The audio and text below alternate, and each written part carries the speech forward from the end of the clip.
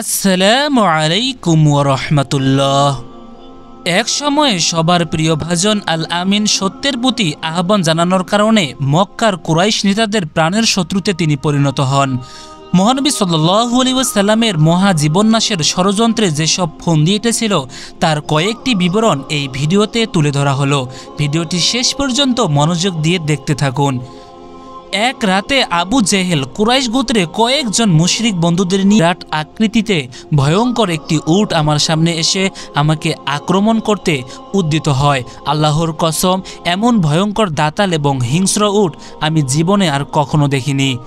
মহানবী সাল্লাল্লাহু আলাইহি ওয়াসাল্লামের মহান জীবন্যাসের উপায় উদ্ভাবনের ষড়যন্ত্রের দারুণা দোয়ায় একটি গোপন সভায় সমবেত হয়। আবু জেহেলের কথা মতো সিদ্ধান্ত নেয় তারা সবাই একযোগে একসাথে মুহাম্মদ সাল্লাল্লাহু আলাইহি ওয়াসাল্লামের উপর আক্রমণ চালিয়ে হত্যা করবে।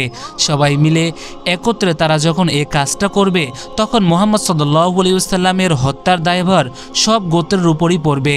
ফলে আবাদ মানাফ সমগ্র জাতির বিরুদ্ধে লড়াই করে খুনের প্রতিশোধ নিতে পারবে না, বরং রক্তপণ নিয়ে সন্তুষ্ট থাকতে হবে। আমরা সব গোত্র মিলে তাদের রক্তপণ পরিশোধ করে দেব। সিদ্ধান্ত অনুযায়ী সবল সুঠামদেহের নেতৃত্ব স্থায়ী 11 জন দুর্বৃত্ত রাতের আধার যখন ঘনিয়ে এলো তখন মহানবী সাল্লাল্লাহু আলাইহি ওয়াসাল্লামের বাসগৃহের চারপাশে ওত পেতে অবস্থান নিল।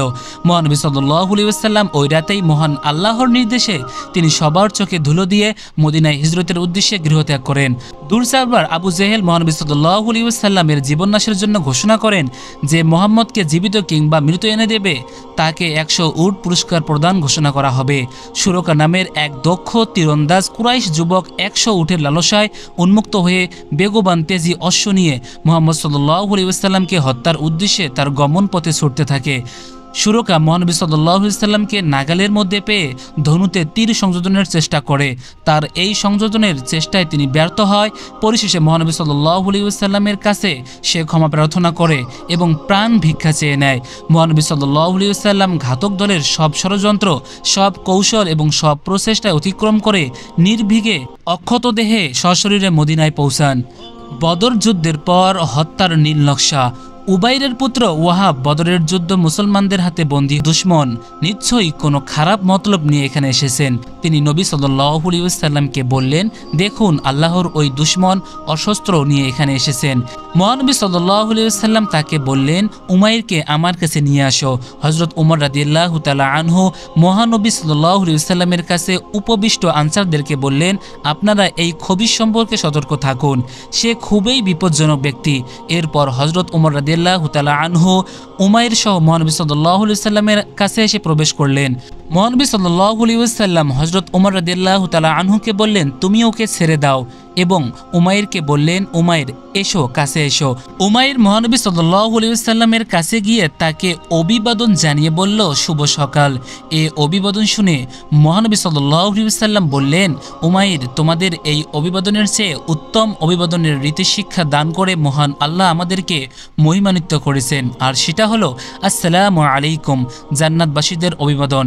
এরপর মহানবী সাল্লাল্লাহু আলাইহি ওয়াসাল্লাম তাকে বললেন, উমাইর, বলো তো তুমি এখানে কেন এসেছো?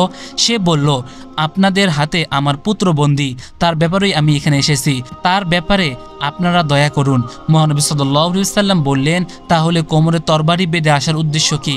সে বলল, এই তরবারি গোল্লায় যাক, এই তরবারি আমাদের আর কোনো কাজে আসবে। মহানবী সাল্লাল্লাহু আলাইহি ওয়াসাল্লাম আবারও বললেন, আসলে সত্য কথা বলো, কেন তুমি এখানে এসেছো? সে বলল, বললাম তো, কেবল ওই বন্দী বিষয়ের কথা বলার জন্যই আমি এখানে এসেছি। মহানবী সাল্লাল্লাহু আলাইহি ওয়াসাল্লাম বললেন, না তা নয়, তুমি ও সাফওয়ান কাবার হাতিমে বসে বদর যুদ্ধে তোমাদের পরাজয় এবং কূপে নিক্ষিপ্ত কুরাইশদের লাশ সম্পর্কে খেদালাপ করেছিলে। তুমি বলেছিলে, আমি যদি ঋণগ্রস্ত না হতাম এবং আমার যদি পরিবার পরিজন না থাকতো, আমি মদিনায় গিয়ে মুহাম্মদ সাল্লাল্লাহু আলাইহি ওয়াসাল্লামকে হত্যা করতাম। তুমি আমাকে হত্যা করবে এই শর্তে সাফওয়ান তোমাদের ঋণ পরিশোধ করবে এবং তোমার পরিবার পরিজন প্রতিপালনের ভার গ্রহণ করেছে। তুমি জেনে রাখো, মহান আল্লাহ তোমার ও আমার মধ্যে প্রতিবন্ধক হয়ে আছেন।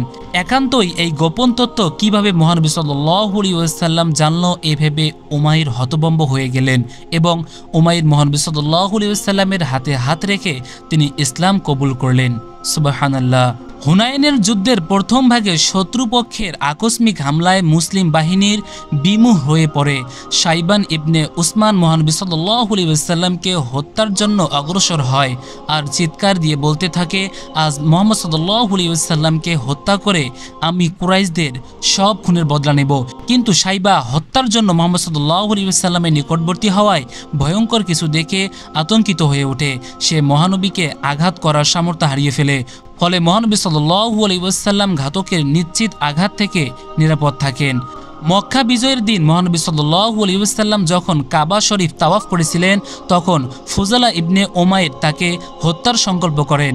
হত্যার উদ্দেশ্যে সে যখন মহানবী সাল্লাল্লাহু আলাইহি ওয়াসাল্লামের নিকটবর্তী হয়, তখন মহানবী সাল্লাল্লাহু আলাইহি ওয়াসাল্লাম বলেন, কি ফুজালা না কি হে? সে বলল, জি। হ্যাঁ ইয়া রাসূলুল্লাহ। তিনি বললেন, মনে মনে কি ভাবছিলে? সে বলল, কিছুই না, আমি আল্লাহকে স্মরণ করছিলাম।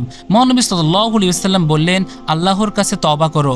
তারপর মহানবী সাল্লাল্লাহু আলাইহি ওয়াসাল্লাম ফুজালার বুকের উপর হাত রাখলেন। এর ফলে ফুজালার হৃদয়ের মনে প্রশান্তি আসে। পরবর্তী সময়ে ফুজালা বলতো, মহানবী সাল্লাল্লাহু আলাইহি ওয়াসাল্লাম যে মুহূর্তে আমার বুকের উপর থেকে হাত উঠিয়ে নিলেন, তখন থেকে দুনিয়ার আর কোনো কিছুই আমার কাছে তার চেয়ে প্রিয় মনে হয় না। মহানবী সাল্লাল্লাহু আলাইহি ওয়াসাল্লামকে হত্যার জন্য শত্রুরা বিভিন্ন ষড়যন্ত্র ও পরিকল্পনা করেছিল। এমনকি খাবারের মধ্যে বিষ মিশিয়ে হত্যা করার জঘন্য ষড়যন্ত্রও বাদ দেয়নি। জয়নব তার দুর্ভিসন্ধি বাস্তবায়নের জন্য মহানবী সাল্লাল্লাহু আলাইহি ওয়াসাল্লামকে নিমন্ত্রণ করেন। মহানবী সাল্লাল্লাহু আলাইহি ওয়াসাল্লাম কি খেতে পছন্দ করেন জয়নব তাও জেনে নেয়। মহানবী সাল্লাল্লাহু আলাইহি ওয়াসাল্লাম খাবারে বিষ মিশানোর বিষয়টি ঠিক আগেই অবগত হয়েছিলেন। বিষ মিশ্রিত খাবার খাওয়ানো সত্ত্বেও তার পবিত্র অন্তরে কোনো ক্রিয়া করতে পারেনি। ফলে মহানবী সাল্লাল্লাহু আলাইহি ওয়াসাল্লামের প্রাণ রক্ষা হয় এবং ঘাতকের সব চেষ্টাই ব্যর্থ হয়। প্রিয় দর্শক, ভিডিওটি ভালো লাগলে শেয়ার করে দিবেন এবং চ্যানেলে নতুন হলে সাবস্ক্রাইব করবেন। আল্লাহ হাফেজ।